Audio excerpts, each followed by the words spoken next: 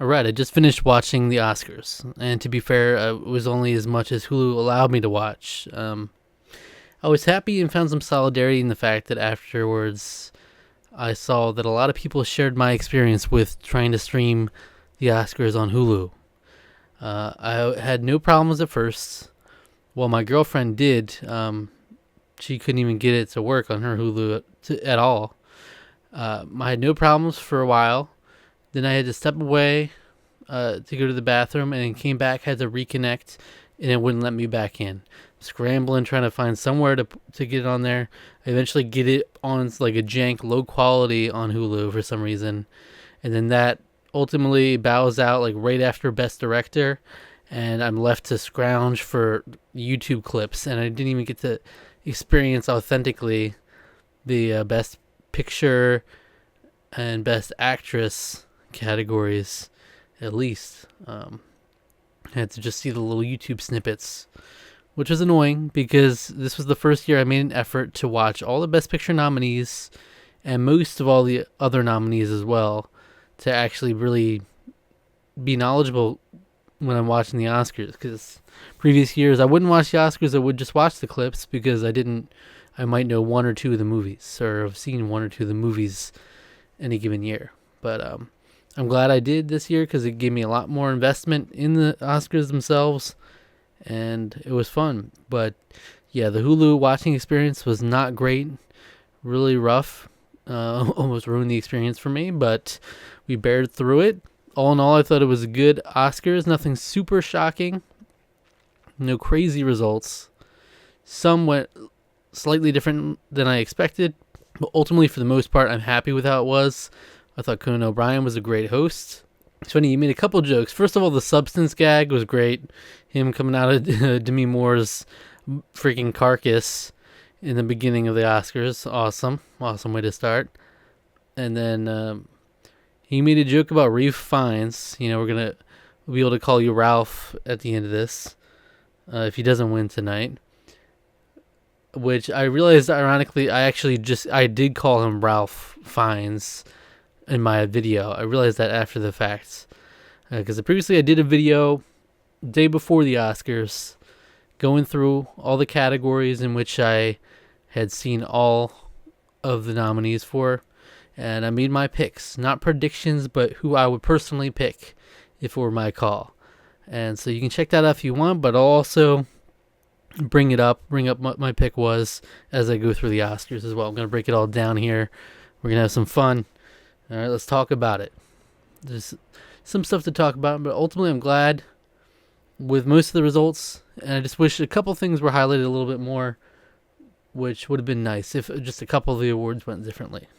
And also, we started off with Ariana Grande singing Somewhere Over the Rainbow, a great homage, Wizard of Oz and now Wicked. I loved that, and it led into her teeing off Cynthia Erivo for Defying Gravity. And wow, that was an amazing performance. That's got to be one of the best, if not the best. I haven't seen all of it. I've only seen snippets, like I said, for most prior years. But it's got to be one of the best vocally performances on the Oscars stage, period. Because it sounded perfect, pitch perfect, like straight out of the movie. And it's a credit to her because they did do all the music live, so it's not like she's not used to pulling it out. Like, she can just do that. That's in her toolkit. Cynthia Erivo's just got it like that. So it's like sometimes you have these movie songs, they're performed on the Oscars, and then they just don't hit the same because they're not used to doing it that way. But the Oscars was unique this year in that they didn't do all the nominated songs for Best Original Song performed throughout the show, which generally I really like that as a structure.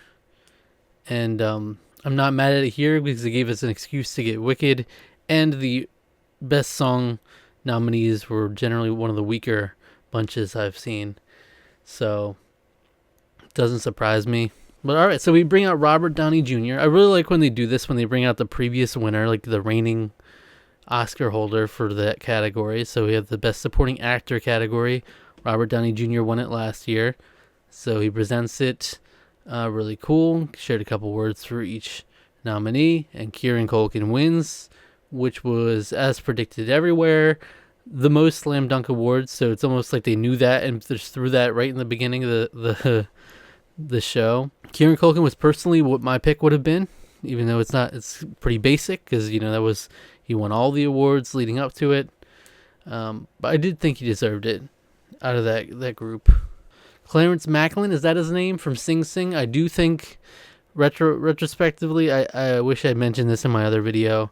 I think he was definitely deserving of a nomination in this category for Sing Sing. He was awesome. But as I said in that video, Sing Sing was criminally underrepresented in the awards categories anyway. So then we have Best Animated Feature, which coming into it, I had been saying The Wild Robot was slightly my preferred one over Flow, though I wouldn't have been mad at either of them winning. I liked both of them quite a bit, and it was a marginal difference. Like, I could barely even say that I liked The Wild Robot better. Love them both. And Flow actually ended up winning, which is a bit of an upset here, because I think The Wild Robot was the front runner for some time. And even though technically I thought The Wild Robot was a little bit better, I almost prefer this outcome because it is an independent studio that made Flow, and so it's a little more, it's like the underdog winning more than like a DreamWorks animation production. So not that that would have calculated into my vote. I still probably would have given it to The Wild Robot, but so happy to see Flow win it. Not mad at it at all. For costume design, I thought this was cool. I don't know if they did anything like this before in previous years or not, but they had they've had some actors and actresses from the films that these costume designers are nominated for share some words about that costume designer. That was cool.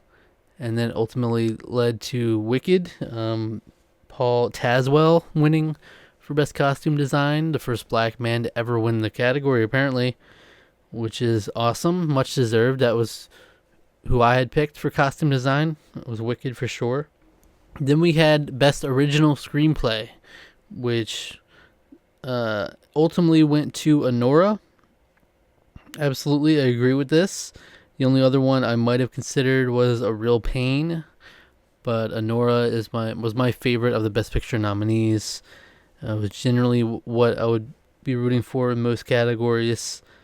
The Substance, The Brutalist, and A Real Pain, all excellent. September 5 I haven't seen. But happy that Nora won Sean Baker's first award of a few this evening. For adapted screenplay, Conclave won. Not mad at it at all, and that's exactly what I think most people expected from this award. Conclave was a likely winner. Was a real threat going awards contender in general coming into tonight. So all things considered, kind of underperformed, but definitely deserving for adapted screenplay, though I'll say again, my preferred choice would be Sing Sing. Not only is this one of the very few categories it's nominated for, but it was my personal favorite movie of the year, so I would have had it winning everything pretty much, and I think it's a brilliant screenplay.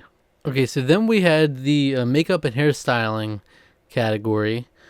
June Squibb came out. Now, I actually didn't know who she was, even though she seemed like a very seasoned actress. And upon looking it up, I realized she was 95. Like, wow, that blew me away. That's just impressive to me. Because she looked great, and she delivered some of the best lines of the night, I think. She had a great joke about Skarsgård. How about how Skarsgård plays her at the Oscars? And it was Scarlett Johansson was with her playing off of it. Like, Bill Skarsgård? You mean the guy who played Nosferatu and the clown from It? She's like, yes, and June Quibb at the Oscars, the big three. I thought that was awesome. just very, very funny, good comedic timing, and great Skarsgård. Yeah, that's great. I don't know if he was in the audience or not, but it would have been great to get a reaction shot from him there. That would have been awesome. The makeup and hairstyling went to The Substance, which is much deserved. I think it was the likely odds-on winner, and I think it's definitely the most deserving. Though, but I said in my video, I give nods to a lot of them in this category. Pretty much everyone except for Emilia Perez. They're all deserving of this award in different years they could have won. Nosferatu especially is very similar in that over-the-top grotesque look that is similar to The Substance. But then, you have ones like Wicked, which I think in another year could win because it is great makeup and hairstyling. It's just not going to compare to those couple films. Yeah, great stuff. And then we had a whole James Bond tribute come out, which I didn't see coming. I'm not very knowledgeable on James Bond at all, but I appreciated it. A very interesting mix of people coming out. We had Margaret Qualley lead the charge, which was very unexpected. By the way, Margaret Qualley, I didn't even think about in the last video. She's definitely deserving of a supporting actress role, especially considering a couple of them that made their way into that category. She's definitely deserving of a nomination there. I wish she was. But she let it out, and then we had Lisa from Blackpink come out of nowhere, and she sang Live and Let Die. Wild. And then we had Doja Cat. Doja Cat came out. She actually did great. I didn't know she was actually that good at singing. And then Ray, who I don't really know anything about, she came out and killed it. So I'm like, okay, geez. Big James Bond tribute. All right. So that was nice. They're kind of filling the space to where they would usually have the best songs performed. Here's the first category I kind of disagree with. Or I definitely disagree with. Not that I don't love Anora. As I said, is my number one out of most of these movies. But Sean Baker won Best Editing for Anora. This is when I first started to think, okay, Anora might have this in the bag, because it seems like a case of like Best Picture just picking up other categories because it's like down the ticket voting. Because film editing is not where Anora shines. Like, I thought there's some good stuff in Anora as far as editing goes, but I feel like most people's qualm with Anora, if anything, is the pacing at certain times, which can be attributed to editing often.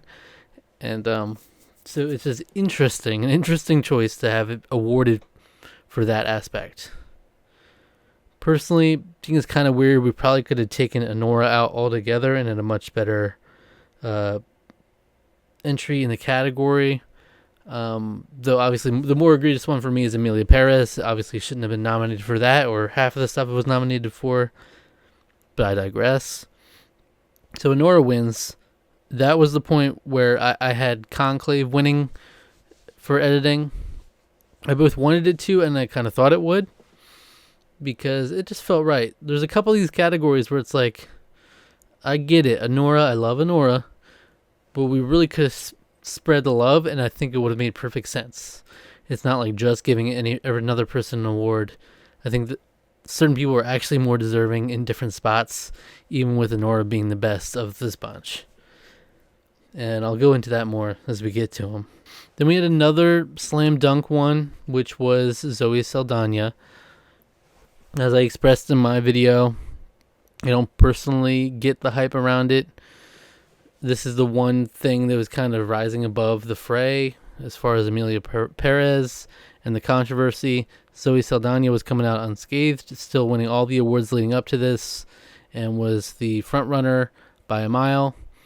I think we were missing a little bit of spice in these awards, where we could have really done for a little upset, a bit more of an upset, because there were a couple, the Kieran Culkins and Zoe Saldana's, where it's like a cakewalk. We already knew this was happening a couple months ago, practically. But she. So yeah, I don't get the hype. I would have gone with Ariana Grande here, but she wins. Fair enough. I think it's a shame, but you do you. And then we had production design, which went to Wicked, which I think was also deserving. There's some great production designs in this category. Don't get me wrong. We had The Brutalist, which is brilliant, beautiful production design on that movie, and honestly, all the nominees, Dune Part 2, Nosferatu, and Conclave, all have great productions. Killer. But I think you got to give it up for Wicked. It's to some extent. There's just an amazing amount of practical production pieces or set pieces involved in that production, from that train to the freaking flowers to the huge freaking head. There's so much that they put into that. Then there was Best Original Song presented by Mick Jagger. A wild song, El Mal, was the one that won. That's what he presented. Very weird acceptance speech. I don't really know if I fucked with the energy around that. It was, I don't know. And yeah, El Mal is probably the most memorable song from Emilia Perez, but I remember even when I was first watching that, it didn't quite sit right with me. Like, it didn't still feel like a very satisfying song, and definitely not an Oscar-worthy song or an Oscar nominee-worthy song. But Emilia Perez had 2 in there. Like, they're both decent songs, don't get me wrong, but they're not, I don't think, anything to write that home about that much. But to be fair, the other ones are pretty weak. In retrospect, I didn't even realize the song that was nominated for Sing Sing. When I heard the clip of it, Like a Bird, I was like, okay, yeah, actually, fuck with that one heavy. I think that might have been my preferred choice. I didn't see the 688, but the clip from it sounded really good from Diane Warren, so almost would have been on board with that as well. But Emilia Perez, this was the one that was likely for it to win. It was this one and Zoe Saldana were the only ones that seemed like were within Emilia Perez's grasp at this point, and those were the 2 that it went home with. So it's like, okay, if that's what we have to endure to make sure it doesn't get any more, that's fine. But I still would have had it not win either of those. But just a very weak showing for the winner of Best Original Song. The documentary features and the shorts I'm not really going to touch on because I don't have any input whatsoever. I haven't seen any of them. So I would love to check them out. I love me a good documentary, and looked like very cool different animation styles for those animated short films. I would love to check them out. I just know they're not always the easiest to come by. I know a couple of the shorts are available on YouTube. I'll have to look into it, but we'll see. Best sound went to Dune Part 2. I think this was pretty easy, slam dunk. Some wild noises in that film. There's so much layered in there, so not mad at all. Not only not mad, but that's the one that I wanted to win. Best international feature. This one I had seen 3 out of the 5 nominees, so not really enough for me to safely say what I would pick. Well, yes and no. It is enough. It was enough for me to say I would have picked I'm Still Here, even though I love Flo, and Emilia Perez was, the best movie of the past decade. But I haven't seen the other 2, so can't say with certainty. But I'm Still Here. It just felt great to see that win. It felt really, as far as international film goes, if it can't win another award, this is the one I would love it to win because it just feels most emblematic of that award and a great representative for Brazil. I don't know if I'm going exactly in order. That was my original plan, as I wanted to go right in order, exactly how the Oscars went, break down each part. But this is where it got spotty, and then I had to reconnect, and so I kind of gave up on my notes. So I'm referring to other notes to help guide me, hopefully. So there was a couple categories in the mix somewhere here. Cinematography went to The Brutalist, which I totally get. I'm not mad at it. I personally went with Dune Part 2 for that. I haven't seen Maria. Emilia Perez was laughable in this category, and Nosferatu would also have been great. But so Brutalist, it's deserving, but I would have gone with Dune Part 2. There's just so much as far as cinematography goes there. And here's an interesting one. Original score. The Brutalist one here. Now, The Brutalist, I get there's a lot of hype around the score, and I think it's a great score. It just, for me, didn't hit as hard as Conclave's score did. Because I remember that being a huge takeaway for me when watching Conclave for the first time. It's how awesome the score was and how it really drove the tension and the politicking and everything going on within that film, it took it to another level. The Brutalist had some interesting, really out there choices that kind of shocks you with the music, and it's cool. It's cool. I'm not mad at it, but I wish Conclave had won. Wicked, if you're not factoring in the songs, just the background music, the score, I wouldn't put it on the level of the other two. So I completely forgot to mention, now that I remember from seeing original score, Wild Robot was nominated for that, but original song did not have the song from the Wild Robot, which was easily better than the entire selection of nominees. That's the biggest robbery. Like, somehow the Wild Robot had multiple nominations and that wasn't one of them. Actually mind-blowing to me. Okay, Best Actor in a Leading Role went to Adrien Brody. This is another one. So now we have 3 out of the 4 acting categories, and they were all the obvious front runners that won them. Adrien Brody, for some time now, felt like pretty much a slam dunk, and then there was like a tiny chance that maybe it was Timothée Chalamet. I think Adrien Brody is very deserving here. He was excellent in that movie. I personally love Coleman Domingo, and even though he was just immediately sidelined in this race, which I hate with these freaking, especially the acting categories, it always like quickly becomes it's between these two, and the other ones are like non-factors, which I hate. I think Coleman Domingo is brilliant, one of my favorite actors as of late, and I love that movie. So personally, I would love to have seen him win. It wasn't a possibility. So out of the possibilities, though Timothée Chalamet was great, Adrien Brody definitely deserves it. Okay, Best Director, Sean Baker for Anora sweep incoming. Hold up. This is kind of unexpected in a way. Some people were big on Anora. I loved Anora, but I didn't necessarily think to win all these, and I don't think it should have. I think editing should have gone to Conclave, and then I think directing, personally, should have gone to Coralie Farjeux, because while I appreciate it got makeup and hairstyling, I think it really deserved more kudos than that. And I think the director deserved a lot of credit for that movie. And the direction in particular for that film is just so strong, so bold with the choices. Whereas, Anora, I prefer the movie. And so naturally you want to give credit to the director.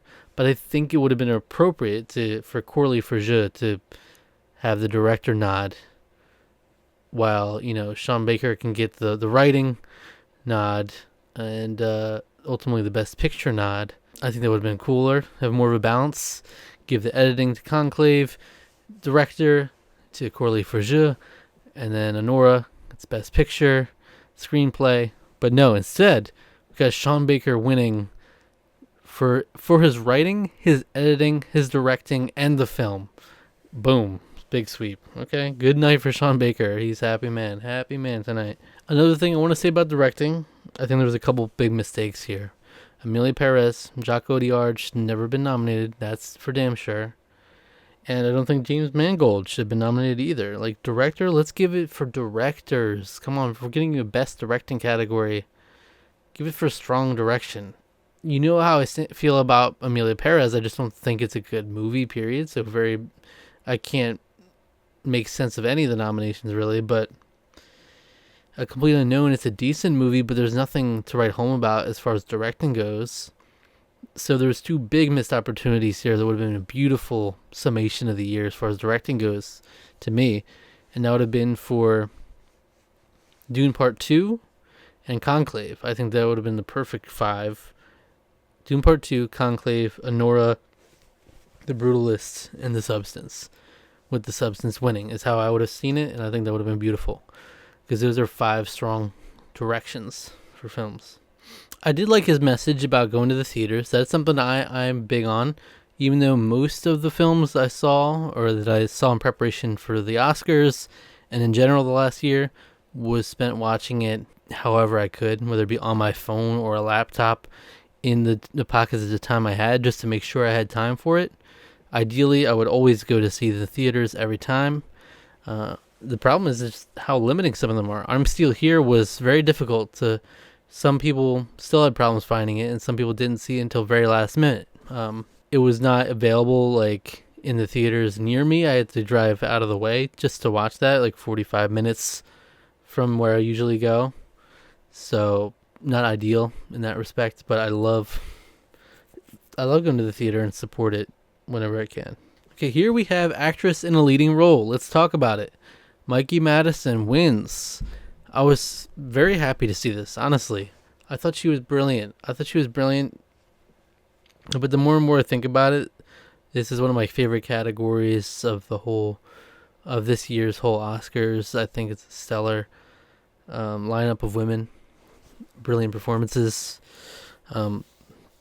Mikey Madison is very deserving. I thought in my heart that Demi Moore was going to win. She had won the most recent one, at SAG, was it? And it felt like more of the chalk pick for the Oscars. The more seasoned actress is often more likely to win. If it's a tight race like this, they're more likely to give it to someone like that versus a Mikey Madison who is like very early in her career and has the potential to win a later one. But I personally don't give any weight to that. I don't think that necessarily matters. If you've done a better performance, you should still get it no matter what age you are. That being said, Demi Moore was very deserving. I even said in my video, I wouldn't be mad at either of them winning. I can't even definitively say Mikey Madison is definitely better than Demi Moore's performance. It just was maybe my slightly preferred one, but I was happy with either of them winning. Very deserving. I also loved Cynthia Erivo's performance, even though she was also sidelined early on. Carla Sofia Gascon never had a chance, but was a great performance for what it's worth. She did do very well. That was like one thing I took away from Amelia Perez at the time. Was like, okay, that's a pretty good performance, but not at the caliber of the other ladies, really. And lastly, Fernanda Torres, I thought was brilliant. And I thought she handled that role with such grace and vulnerability. Really a brilliant amount of depth from all these ladies, and a stellar category, which is why I made it so, even when it came down to two for the most part, that's what made it such a much more interesting category than the other acting ones, because there were more runaways. This one was really up in the air up until the result. We didn't know. So, very happy for Mikey Madison. If you haven't seen Anora, it's very deserving. She's brilliant. And then lastly, the Oscars, the Anora sweep was in full effect, as was pretty set in stone early on when Sean Baker was starting to win all these awards. When he won that film editing award, it was pretty clear to me that Anora was going to win Best Picture. And here we are. It won. I think it's very deserving. As long as Sing Sing isn't invited, it's very deserving. I think Sing Sing should have won over all of them. All of them. This is what I most take issue with. I think Anora winning, perfectly understandable, and I'm here for it. But it's just the other nominees that I have a problem with. Again, I'm not going to stop beating this drum. Amelia Perez should not have been there. Should not have been in probably any of the 13 categories it was nominated in. I think Zoe Saldana could be nominated for Best Supporting Actress but not win it. And then that's about it for that movie. But so take that out and put Sing Sing in. Absolutely. Even take a complete unknown out in favor of Sing Sing. Like, the other ones are all great. I'm not really going to argue with the other ones, but those two easily would have switched out for Sing Sing at least. And I'm sure there's another great deserving nominee that would have fit in there just as well.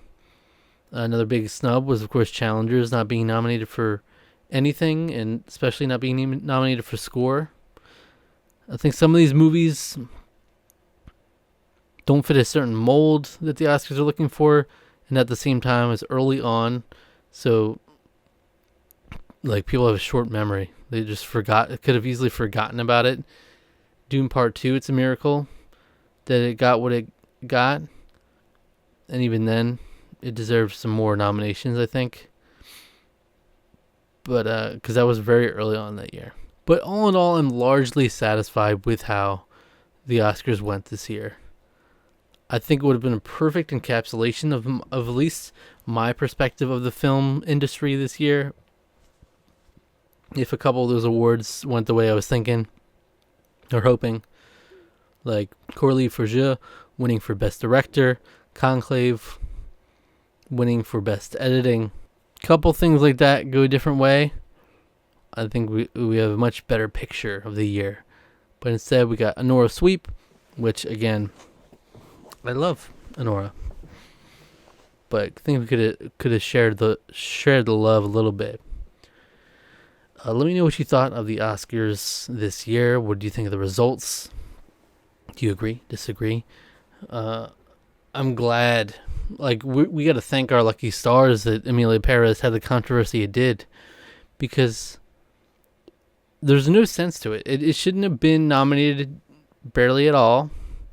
It had no business being nominated 13 times. I still don't think it had business winning the ones it did, but it was only by the grace of these controversies that we were out of the reality where Emilia Perez was a front runner in a lot of these categories, I think, which is crazy to me. It doesn't make any sense. I'm glad it went this way, because it made for much more fair and more reasonable looking result for the Oscars. But all right, I've talked enough. Thanks for watching. If you want more videos like this, where I talk about movies, TV, and reality TV, subscribe to the channel, like the video, and leave a comment with your thoughts. And until next time.